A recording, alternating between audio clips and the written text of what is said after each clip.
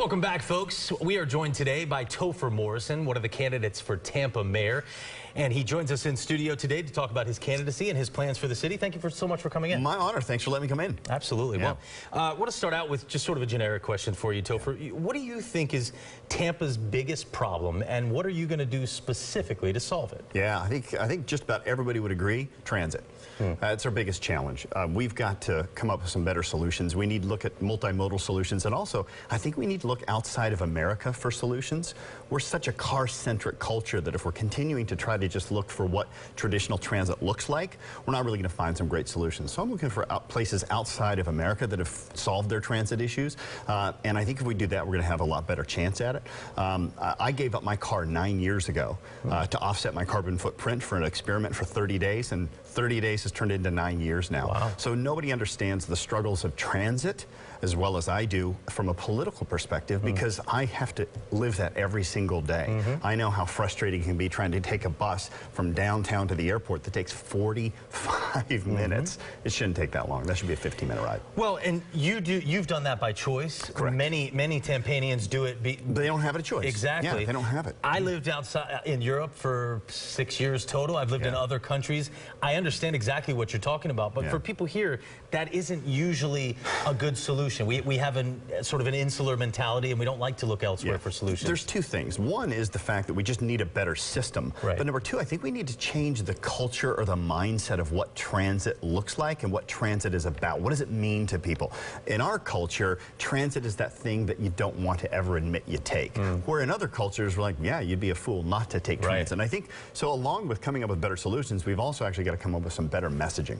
That's very interesting. So what specifically, though? I mean, your website says walking before biking, biking before riding, riding before driving. So what does that look like? More bus routes, more transit options, more bike lanes? Yes to all of the above. We need to make sure that we're really providing as many solutions as possible. I firmly believe that every citizen of Tampa should be able to get from any neighborhood to another in the way that they choose in an affordably and efficient manner. And that's different for different paths, right? So we can't just find one solution. We've got to realize that sometimes buses work in great areas.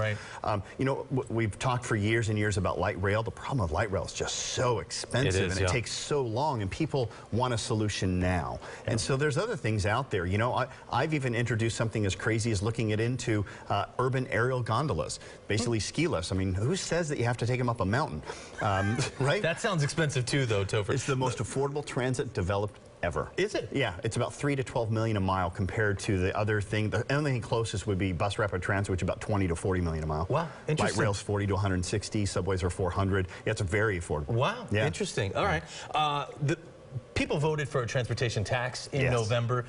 That charter from All for Transportation basically excludes politicians wherever possible. What's the mayor's role in working with All for Transportation and the money that they're going to control? Sure, well, it's a big role, and we need to keep in mind that the city doesn't get all of that money, right? So that's a county-wide referendum. It's not a city-wide referendum. So we get a small piece of that pie, but the mayor gets to push the agenda forth that they want. I mean, people need to understand we have a strong form of mayor government here, which means the mayor gets to set the tone. They really get to push their own agenda forward in many ways, as opposed to other forms where it really has to be approved through city council and through other forms. This is something that we got to be careful on who we elect. We want to make sure that they align with the message that you're looking for. So the mayor has a lot to do with that.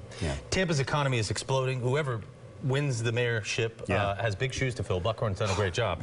What's next for Tampa's developing economy? Where do we take it from here? Well, you know what, regardless of whether you like Bob or not, and I think he's done a great job, I think you'd have to give him credit. He's done a great job getting Tampa to fall back in love with Tampa. Like there's a buzz here that we haven't seen in a very long time, right? I think now we need a mayor that can get the world to fall in love with Tampa. We need to realize that we are in a global spotlight, and the eyes of the world are looking at us, and we better behave. We better make sure that we're shining brightly there. So from that perspective, one of the things I think we need to do is look at having a 100% renewable green energy policy in our city. It's no longer a choice of, is being green profitable or is being green good for the environment? they're not mutually exclusive. The most profitable things are green, so we should be looking at that from both perspectives. I'm committed to making Tampa 100% green, renewable energy city. And I also think that we can do that by helping to develop a really cool brand identity for our city as well. Alignment with that green identity, if we look at a goal of having more green space per square foot than any other city, that would be amazing. It would be better for our oxygen levels, our clean air, and the way that we do that is just put more trees, more gardens, more parks, more events up on our rooftops. You talk about getting the world to fall back in love with Tampa. One of those things has to do with what we call ourselves and how we brand the city. We're going to get into that and the rooftop city idea when we come back. Stay with us. I like what you said there, obviously.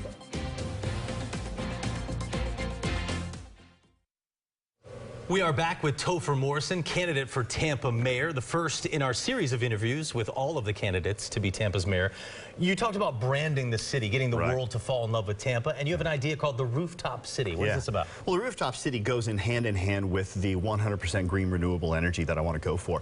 You know, I live downtown, I look out and I see these amazing views in Tampa, and I realize that the only people who really get to see them are the HVAC repairmen when they're fixing the air conditioning units on top of these buildings. And our city is so unique that we have multi-million-dollar views in every direction, from University of Tampa to the port to the bay. And I thought, you know what, I think every citizen should deserve the right to be able to enjoy those views.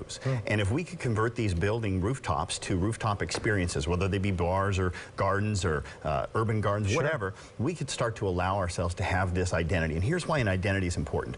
Cities that are strong have something they can rally behind, something that all citizens can stand shoulder to shoulder and say, this is what we're known for, this is what we're about. Orlando's got the mouse, Daytona's got the cars, St. Pete's got the arts, Clearwater's got the beaches. What do we have? I think we need that one thing to kind of bond us together. You've got a varied past, small business owner. What makes you the best candidate for this job? You just answered right there. I'm a small business owner, and small business owners are scrappy. We're resourceful.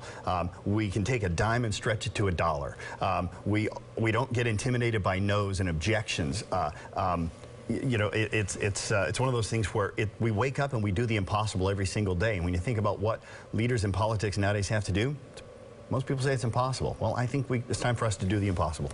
The Tampa mayoral race is technically nonpartisan. Technically, yes. I found out that's so not true. If you had to align yourself with one of the party's platforms, where do you closely lie? Yeah, I'm very progressive. In fact, sometimes I say I'm so progressive, I don't think I'm I'm more progressive than some of the progressives because I actually embrace, respect, and listen to even both sides of the party. Like, I think there's a tremendous amount of benefit on both sides. I'm a fan of the two-party system. I've never met one side that's right 100% of the time. It's true. Right? So my past and my careers have taught me to be empathetic and compassionate to people and listen to all sides of the story. And I think that there's some benefit to looking at both sides. But I'm a progressive candidate. I'm probably the most progressive candidate in the race. Yeah.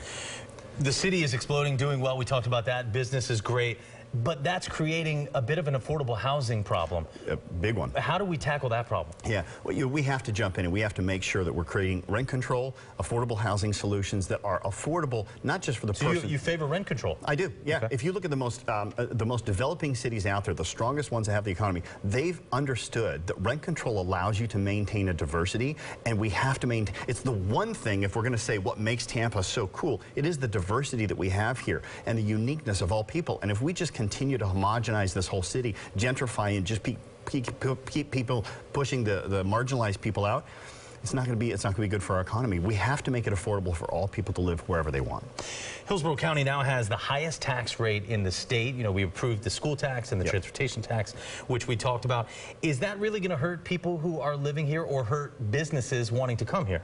I don't think it should. You know, if you look at it's a retail tax, the average American spends somewhere between $3,000 to $5,000 a year on retail, and that includes restaurant food. It's about $2,000 for retail products, about $3,000 for food. So that's it's about $10, $15 a month for the average person. Somebody who's a low income, it's all proportional. So I think that, you know, for our low income families that can't afford to pay any more money in taxes, that's going to be offset by their ability to then be able to afford to go anywhere they want to with public transit once we start implementing those situations. It'll work. Yeah.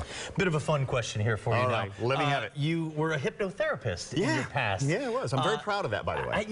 Well, I think larger discussion about, you know, sort of yoga and how we gain more mindfulness in our society. But tell me about that. Does it work? Are you going to start making me bark like a dog? Man, I wish, if I had that power, I'd be having a lot more fun than just running for mayor, right? I'd be hypnotizing political leaders of the world to get along so we could end the shutdown. Right. I'd be hypnotizing terrorists to disarm their weapons and start to listen to other people. I'd be hypnotizing, you know, I mean, we have a lot more fun creating world peace, right? You know, it's a healthcare modality just like anything. It works great for some people, not that great for others. The one thing that I'm really proud of, though, is that career taught me how to be empathetic and compassionate to humanity and realize that there's people that are hurting and struggling at different levels, and we shouldn't judge them just by their one problem. Americans are always hustling and bustling. You know, the concept of time off is something that we don't do very well. Not well. Is there a thread of mindfulness? Only about 30 seconds left. But, but because you've done that before, is there something about mindfulness that we could take from that? There is. You know what? The mayor sets a tone for the city, and if we have a mayor who's aware of that, who understands that, has that level of compassion, we can transcend that through the entire city as well. Yeah, very interesting. Topher Morrison, candidate for Tampa Mayor. Thank you very much for coming in, kicking off our series of interviews with all of the candidates for Tampa Mayor. Keep it right here every Sunday, and we will introduce you to all of those candidates. Thank you so much for joining us. My pleasure. We'll be right back.